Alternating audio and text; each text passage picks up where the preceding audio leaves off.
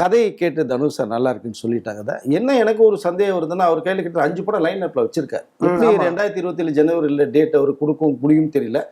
But ஒரு hero மனசு வச்சா பண்ணலாம். ஒரு படத்துக்கு ஒரு 10 நாள் மாசத்துக்கு கொடுத்தா போதும்.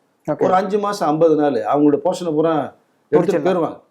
பட் ஹீரோ மனசு வைக்கணும். சிறுத்தை சிவா அவர்கள் அதாங்க மிகப்பெரிய வெற்றி படங்கள்லாம் நிறைய கொடுத்தவர். அஜித் அவர்கள் விசுவாசத்தை வேற லெவலில் கொண்டு போய் காமிச்சவர், வீரத்தை வேற மாதிரி காமிச்சவர். பட் ஒரே ஒரு படம் கங்குவா சறுக்குச்சு, அப்படியே குழி தோண்டி போச்சு மாதிரி மாட்டாங்க. பட் எவ்வளோ திறமை இருந்தாலும் அதிர்ஷ்டம்ங்கிறது ஒரு விஷயம் வரணும். ஹிட்டு கொடுத்துட்டே இருக்க வேண்டிய சூழ்நிலை வரும். கரெக்ட். கூலி அப்படிங்கிற ஒரு படத்தை வந்து சூப்பர் ஸ்டாரை வச்சு நீங்கள் ரொம்ப ஆவரேஜாக கொடுத்தனால தான் லோகேஷே காணாமல் போயிருக்காரு. ஆமாம், இன்னைக்கு மீம் டெம்ப்ளேட்டா எல்லாத்துலேயும் போட்டு அவர் இருக்காரு.